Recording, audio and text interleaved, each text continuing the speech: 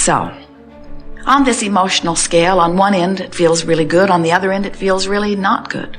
On the end that feels good, you use emotions or words that describe emotions that feel like passion or enthusiasm or joy or appreciation or love.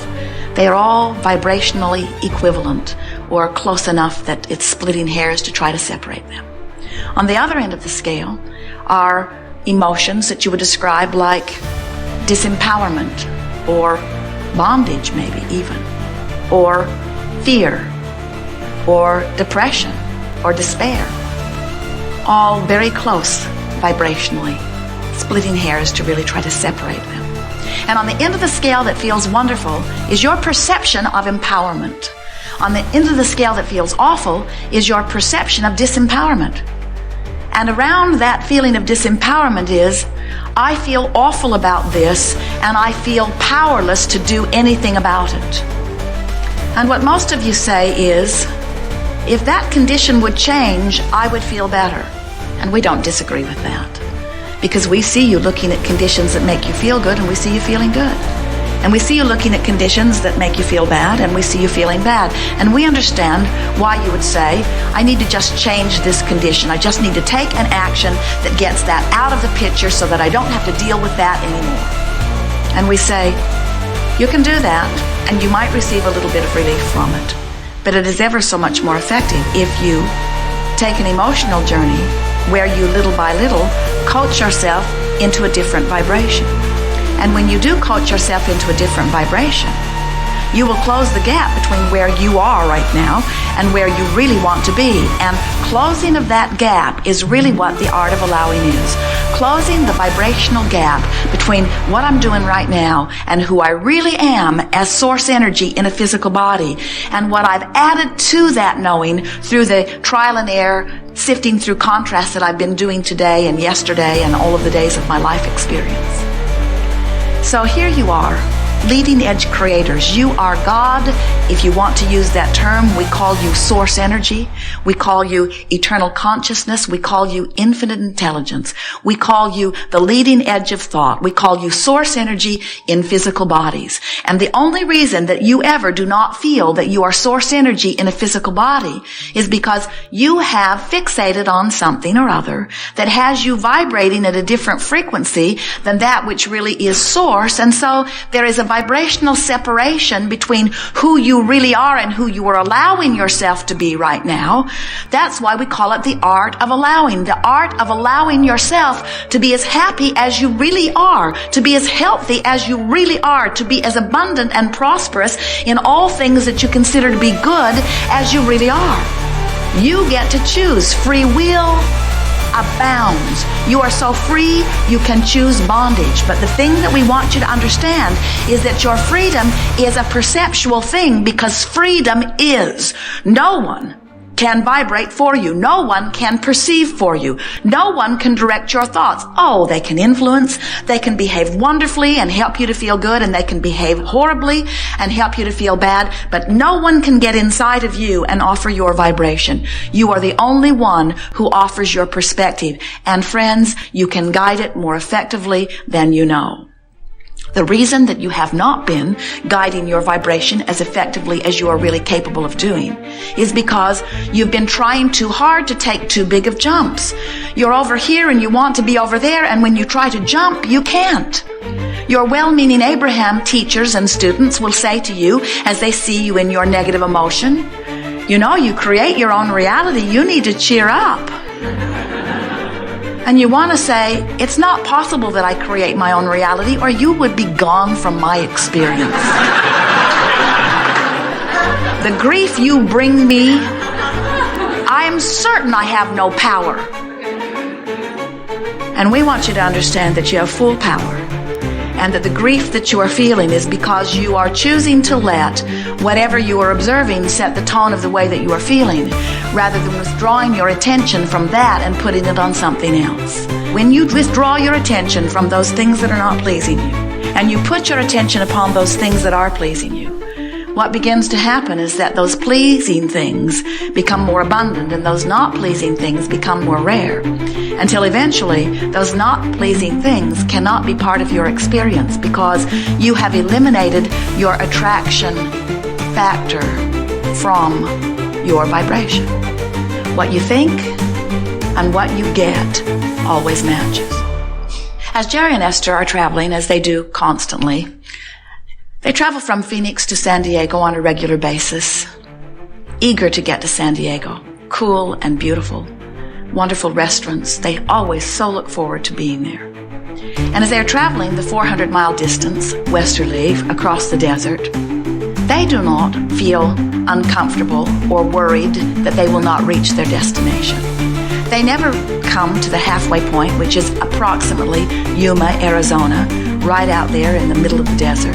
They never get there and feel so discouraged as they take score of where they are, that they have not yet achieved their manifestation of San Diego, that they freak out and then get disoriented and turn around in the wrong direction and go back to Phoenix.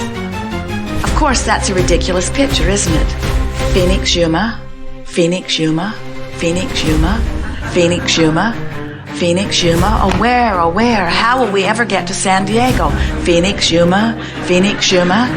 They said it was only 400 miles. We've got 20,000 miles on our odometer.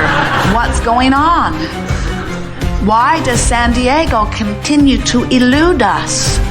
And we say, nothing eludes you when you focus on it and continue to move toward it. And of course, that's a ridiculous analogy because you don't get lost out in the desert. There are signs along the way. You have compasses and navigational systems and people that can point you in the right direction that have been there before. In other words, you don't lose track of where you are relative to traveling from one place to another. And yet we see you often lost in relationship to your physical wellness, or lost in relationship to financial abundance, or lost in relationship to the improvement or the attraction of a relationship that you've been seeking. And the reason that you are lost is because you are not quantifying your journey in the only way you ever can, which is by paying attention to those two reference points. Your contrasting experience has helped you to know where you want to be. And the inner being, source, non-physical God force part of you knows where that is and is guiding you toward it. So there's that point, and here's where you are, and you can tell by the way you feel whether you are marching towards something that you're going to like when you get there, or whether you're marching towards something that you're not going to like when you get there. You can tell by the way you feel.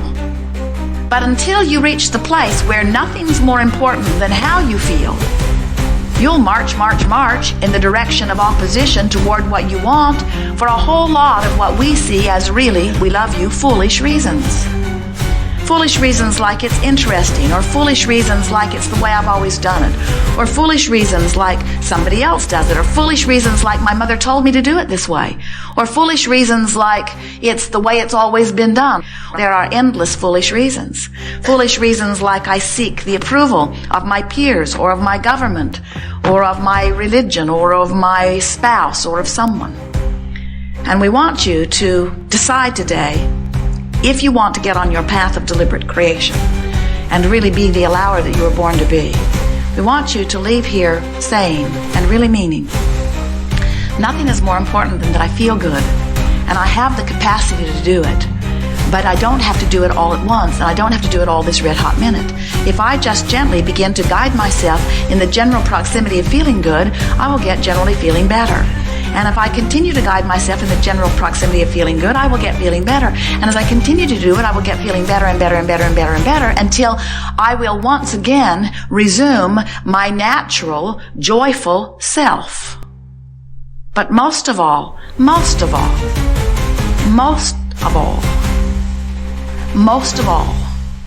more than anything else, more than everything else, most of all, we want you to make peace with where you are. Because when you stand in a place of shame or embarrassment, feeling unworthy, wishing that you could take it back, feeling regret, you're still moving in the wrong direction. Only you can write your course.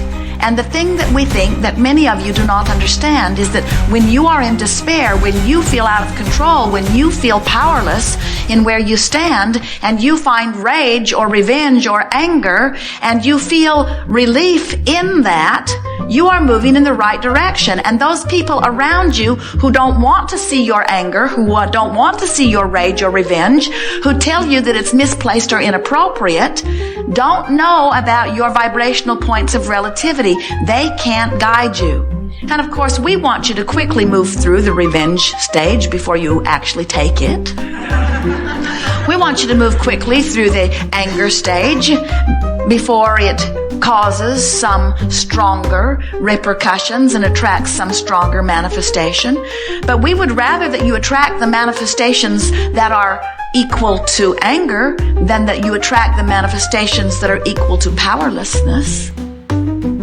We would rather that you attract the diseases that are equal to anger than the diseases that are equal to powerlessness. Do you acknowledge that there is relief from despair in anger? Then you know how to use your guidance.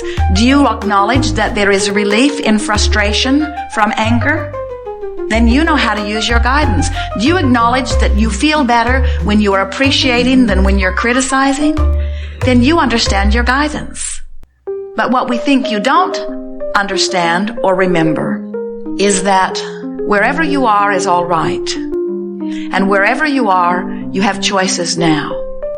And you don't have to go back and figure out how you got to where you are in order to take the improved step. And we think it is the need that you have to justify how you got to this place that you don't want to be that is primarily responsible for you staying there longer than you need to stay.